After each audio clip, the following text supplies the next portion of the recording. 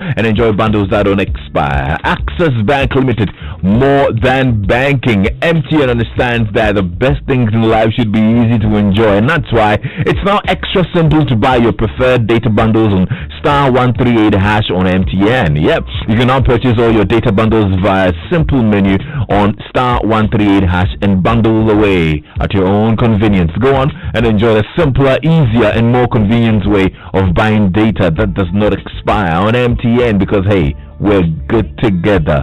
MTN, we day for you everywhere you go. And thanks to the team of Access Bank as well. Dr. Yawasaf was here. Doc Kwame. So now you're confusing me. The other day you were with your, swag yo-yo shades. Today you're back to the goggles. What's that? I couldn't find the goggles. You couldn't find I couldn't find the swag shades there. So yeah, back to the goggles. How you doing, Doc? I'm good. Had a difficult week. Unfortunately, I lost a member of my extended family. Oh, I'm sorry. Time was up. Oh. He was 87 years. Yeah. Lived his life. So yeah, Samuel Christinyako. He was our grandpa left. Yeah. Yes, and he passed a few days ago. Oh. So accept my condolences, sir. Yeah, thank you. So you're mourning? Yes, but sometimes it gets to a point where it's not sad. He's lived his life. Yeah. And, he's moved on. Yeah. Yes. Special mention to his wife, Auntie Faustina Pomabia. Okay. Yeah. May God comfort her in these very difficult times. Okay. So World Hepatitis Day celebrated every year on the 28th of July. To step up national and international efforts in hepatitis. Today, we decide to talk about hepatitis. And like you were explaining earlier, when we talk about hepatitis, everybody thinks hepatitis B. But it's much broader than that, isn't it? Absolutely, Kwame. And yes, July 28th, it's always celebrated every year as World Hepatitis Day. And unfortunately, this year, a lot of the days have been obscured by the pandemic that we are dealing with. Yeah. But those of us working in the health sector know that people still come in every day with the quote-unquote everyday problems, including hepatitis. When we talk about hepatitis, because we have made we've drawn so much attention to hepatitis B, most people just think about hepatitis B as hepatitis or representing hepatitis. So today what I want to do is to give a broad overview of what hepatitis is, and then of course we will talk about hepatitis B into a bit more detail. We choose July 28th, or July 28th was chosen by the World Health Organization to celebrate one man and immortalize him, Dr. Bloomberg. And Dr. Bloomberg is a Nobel Prize winning scientist. He's the one who discovered the virus, hepatitis B virus. He also developed a diagnostic test. These days we are hearing a lot about how can we do tests with very quick turnaround times. And then he also helped in the development of the vaccine for the virus. So he detected it, helped develop a test for it, and then also got us a vaccine. Right. So July 28th is his birthday, and it's celebrated every year as World Hepatitis Day. Hepatitis simply refers to inflammation of the liver. And when we talk about inflammation, we're referring to, if you like, pain and swelling. Pain and swelling, any part of the body, simply would say inflammation. I mean, the liver is a very important organ. It's actually the second largest organ after the skin. Ah, really? Yes. So it's a very big organ in terms of its size. It can grow back, some parts of it, and it performs very important functions for the body. They are both synthetic functions, making things like albumin, a protein called albumin. It makes what we call clotting factors, so you and I don't bleed out when we have an abrasion or a small cut. It has metabolic functions, meaning removing some deadly chemicals from our bodies. It also activates what we call prodrugs. So some of the medicines that your doctor will prescribe for you are prodrugs. they are not active. So they have to go through the liver for the liver to, if you like, activate these drugs. And it is also important in the digestive processes because it produces bile, that greenish fluid that is contained in the gallbladder, which is located underneath the surface of the liver. Most people know it because when you kill the goat and you want to save as much of the liver as possible for consumption, and you puncture it, then it destroys the whole meat. It makes it very, very bitter. But that is very important in the metabolism and absorption of fat-soluble vitamins and then generally fat digestion. So the liver has a number of important functions. So if ever you have a problem with your liver, then you're going to have a myriad of problems health-wise. So hepatitis is an umbrella term, and it simply means inflammation of the liver. And this inflammation can be caused by a number of different things. Number one, you have the viruses. So viral hepatitis. We have hepatitis A to E. And I'll talk a bit more about them, all of them, into a bit more detail when we're done. The second cause of hepatitis is medicines.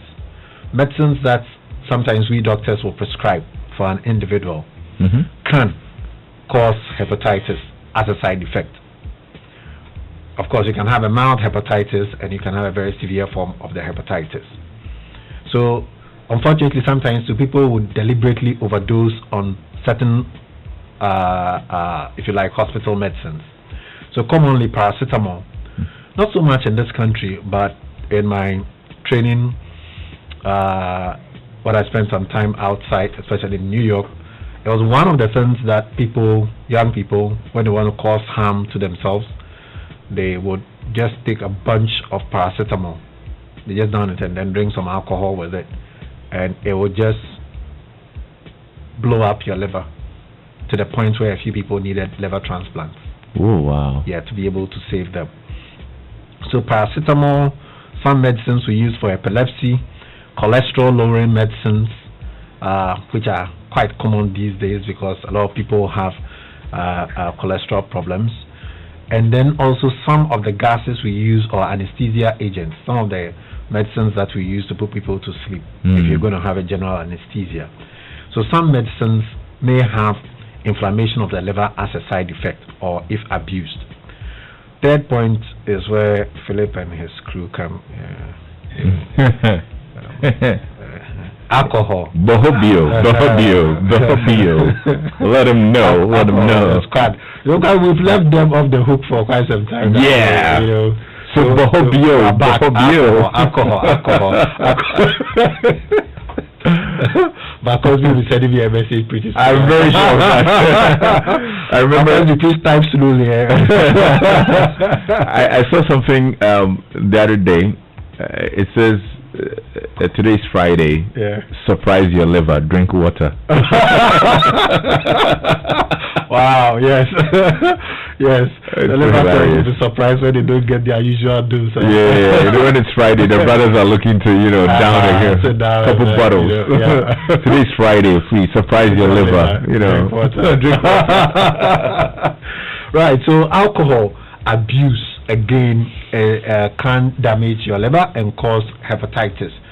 So alcoholic hepatitis is unfortunately one of the things that we see a lot in our part of the world.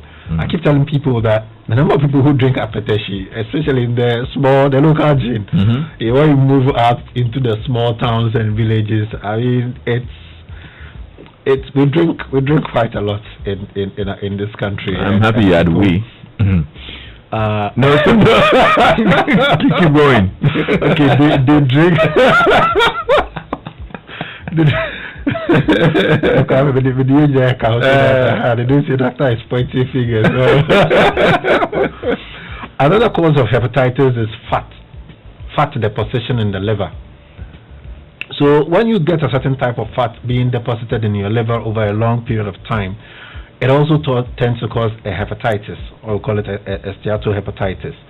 So that is also not good. People will get what we call fatty liver disease. Again, an ultrasound scan would show that. So deposition of fat in the liver can also do that. Then lastly, you have what we call an autoimmune system response. A lot has been said about the immune system, especially in the last 3 or 4 months with this pandemic. And we've been told that it's your immune system that is fighting this virus.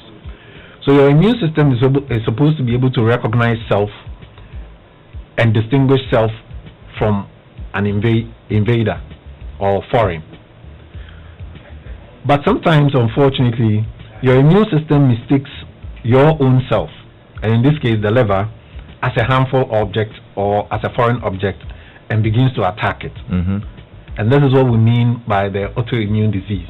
Wow. So your immune system is attacking its own self because of recognition problems. So some wires tear. Exactly. Perfect, layman's description. Why is BRT? So the immune system is not behaving the way it ought to behave. But literally though, how does that happen? Because it's an area where we have a difficulty. So one, we need that's the field of immunology. So we need to understand how does even the body recognize itself. Why is it that when we transfuse blood and it's of a different group than the individual, you mount a fierce reaction or response? Why is it that you can't just take one's kidney and just transplant it into another person? So we recognize that there are these recognition systems within the immune system that's able to do that. That's very, very complex. And currently, the field of immunology is one of those areas where people are doing cutting edge. I mean, when we talk about cutting edge science and medicine, it's in those areas. So we're trying to get a better understanding of even how the body does that on it, by itself. Then we can begin to understand what caused the problem. Okay. So Kwame, these are the causes of hepatitis. So I'm sure by now we all know that if we mention hepatitis, the cause is not only hepatitis B. But by far, the commonest cause are the viral causes, the viruses. The hepatitis viruses are named A to E. So we have hepatitis A, hepatitis B, hepatitis C, hepatitis D, and E. Okay. So Kwame, these are the 5 main hepatitis viruses that we know. I'm sure a lot of us know a lot about the B. Right. We've taken vaccines before. I've taken a vaccine before. Right. So there's a vaccine for it. Most people even know about C. C. Yes, most people probably would have heard about hepatitis C as well. Maybe we should start from A. Right. So let's start from A. So hepatitis A is caused, that's the name of the disease, and it is caused by an infection with the hepatitis A virus. Right? So the virus is called hepatitis A virus, and the disease is called hepatitis A. This type of hepatitis is most commonly transmitted by consuming food or water contaminated by feces or fecal matter from a person infected with hepatitis A. Okay. So, in short terms, it is a disease caused by poor hygiene, poor environmental hygiene, and poor personal hygiene. So when there are lack of toilet facilities and things like open defecation happening in the society, then it is possible that where somebody downloads their hot meal is near a best Ghana water pipe, and then the fecal matter gets into it. Then you turn on your tap, and you put a cup, and you want to drink from the tap. Or we're selling food. Where you're selling the food, you don't see any toilet facilities around. People selling the food from morning to evening. So what happens when they need to download some hot meal? Do they wash their hands? Thankfully, again, this coronavirus pandemic has drawn a lot of attention to personal hygiene. So hand washing or sanitizing your hands with alcohol-based drops has now become the norm. So hopefully going forward, all of those things improve. So hepatitis A virus is transmitted when food or water is contaminated by fecal matter from somebody with the virus. Okay. It usually causes an acute infection or a short-term infection. It doesn't cause a long-term or what we call a chronic infection. It is easily treatable, relatively. You probably will get some mild symptoms, which I'll talk about, and then it is treated, or the individual makes a complete recovery. Okay. Without any treatment. Hepatitis B is the second one, which most people know about, and it is transmitted through contact with infectious bodily fluids such as blood, vaginal secretions, or semen, which contain the hepatitis B virus. People who share needles because they are doing recreational drugs, having sex with an infected partner, or sharing even razors with an infected person increases your risk of getting hepatitis B. There is also what we call mother-to-child transmission. So you can go from the mother to the unborn child if we don't intervene. It can also cause both a short-term infection and long-term disease. So for B, there's chronic infection. Then there's hepatitis. Always? Can. Yes. Probability? Or based on your experience? A lot of people, about 80% of people will have an acute infection, and then that's it. Okay. Then there's a small minority, about 20%, who then go on to have a chronic infection. Okay. Right. So hepatitis C is the next one, and it comes from infection with the hepatitis C virus. Hepatitis C virus is transmitted through direct contact with the infected body fluids, typically through injection drug use or sexual contact. So pretty much the same as hepatitis B in terms of mode of transmission. It is one of the most common blood-borne viral infections globally. It can also cause both a short-term illness and also cause a long-term illness in the liver, and commonly associated with the development of cancer of the liver. Then we have hepatitis D, also called the delta hepatitis. D is a serious liver disease caused by infection again with the hepatitis D virus. Hepatitis D virus is contracted through direct contact with infected blood, just like the B and the C. Hepatitis D is a rare form of hepatitis in that it only occurs in conjunction with hepatitis B infection. So D cannot occur on its own. It always occurs in conjunction with hepatitis B. So the B virus must be there for the D to use for it to show up. So it cannot multiply without the presence of hepatitis B virus.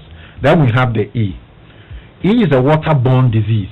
So if you like, A, food and water contamination, B, C, and D, blood, body, and other body fluids, and then E is also waterborne disease, mainly found in areas with poor sanitation and typically results from ingesting fecal matter that contaminates the water supply.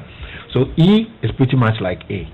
Okay. And then B, C, and D go together, blood and other bodily fluids. Okay. Right. Well, if you have any questions, you might want to send us a WhatsApp now, 0244340437, or you can call 0302216541. So what are some of the symptoms of hepatitis? Right. So signs and symptoms of acute hepatitis, because chronic hepatitis usually develops slowly over a long period of time, so the symptoms are very subtle. So acute hepatitis: fatigue, flu-like symptoms, the cough, the cold, the runny nose. Hey. Yeah, so you may think that you have coronavirus. So we keep telling people that there are so many differentials for it, so people shouldn't be too afraid when they have a cough and cold, and then everybody thinks that it is coronavirus. But we know that there are so many other viruses that can do that. So if it's hepatitis, it doesn't sound any better. Well, if it can be hepatitis A. Anyway. So hepatitis A is relatively better, if we can put it that way. You can also have dark urine. So what we mean dark urine? We mean cola-like urine. And I say tea leaf. As people say, tea leaf color without the milk and all of that. So very dark urine. Pale stools. I always keep urging people, please, when you go and download your Hotmail, please look at it. There's so much you can glean from looking at your poop, but a lot of people, it's something they don't do. They find it a bit not pleasant to look at. But if you find your stools have become pale, so the normal color of stools, brown, yellow brown, except if you've eaten something, if you eat consumed red, and sometimes you can get a bit of green in there. But if you find blood or if you find pale stools, it may be a sign. Abdominal pain. The liver is located in the right upper part of your abdomen, and then loss of appetite, and lastly, unexplained weight loss. Okay. So you can also have yellowing of the skin or the eyes. Oh, okay. Jaundice, as people would know. Let's get on the line now. Hello. Hello, Lexis. Good afternoon. Good afternoon, Chairman. What's your name? Oti watching. Oti, let's hear you. Good afternoon to Dr. Safo. Hello. Good afternoon. How are you? Doctor, my question is a truth. Right. If when they said the hepatitis is around, I think we have some injections. I have roughly 12 years. Should I continue to go and have the injection again to prevent me from having hepatitis? Okay. And my second question is, someone told me that if you boil a water and this precursor, you cut the precursor inside and boil, if you drink it, it's good for hepatitis. I don't know the truth about it. All right. Okay, so I think the first question has to do with the vaccine. The vaccine. He takes the vaccine and then it's been 12 years and doesn't need to take it again. So if we're talking about hepatitis B, because that's the one that we've got the vaccine readily available. The vaccine, number one, if you take the vaccine, all the 3 doses, then ideally, or this we tend to do for some people, you have to do what we call the titers, antibody titers. So we give you a vaccine and we expect that you will have an antibody reaction to the vaccine. All right. So in the vaccine, we introduce a weakened form of the virus into your system, and then you develop antibodies. We have to be able to measure that. Most of the time, we make the assumption that once they've given the vaccine, you're adequately protected. But strictly speaking, you need to get the titers. If you have adequate titers, then most of the time we'll give you a booster after 10 years. Okay. Yes. It depends on where you work. If you work in a hospital environment, for example, as we do, where the risk of needle stick injuries and all of that are high, yes, then a booster is needed usually over that period of time. Okay. 0302216541. Can a chronic inactive hepatitis B patient recover on its own over a period of time? Right. Before I go to that, I think there was a second question about the precursor and all of that. I don't have enough scientific information about its therapeutic effects in somebody with hepatitis. Okay. Right. So the question was about chronic inactive hepatitis B recover on its own over a period of time. Yes, with a caveat. There's something we call seroconversion. So when you have chronic inactive hepatitis, what it means is that you do not develop enough antibodies. Your antibody response wasn't strong enough to wipe out all the viral particles. So some are left, but they are in a dormant state. We realize that sometimes, after a period of time, some individuals on their own seroconvert, meaning they develop antibodies that hitherto they didn't develop when they had acute infection, for which they have become chronic. But it is not common. The common thing is that most people who are chronic inactive hepatitis B sufferers will continue in that state, and a few of them, about 5% of them, unfortunately go on to have activity later on, or active form of chronic hepatitis. They develop cirrhosis of the liver, which is a chronic inflammation leading to destruction of the liver, and sometimes even cancer of the liver. So yes, some can convert when they have chronic inactive hepatitis, but it is uncommon. Okay. Let's talk about treatment before we wrap up, because a lot of people would want to know about that bit as well. Right. So yes, this disease can be treated. Before it is treated, we always have to firmly establish the diagnosis, because a lot of things can look like hepatitis. So your doctor would always take a history, do the physical examination, look out for all of these things, and then conduct a number of different investigations. Very simple ones: a full blood count, a liver function test, and then if it is hepatitis B and hepatitis C, they are simple tests with short turnaround times to be able to make the diagnosis of hepatitis. A scan may be requested for you to have your liver properly examined by a radiologist. Then, depending on the cause of the hepatitis, if it is alcoholic hepatitis, then the doctor will advise you, you know.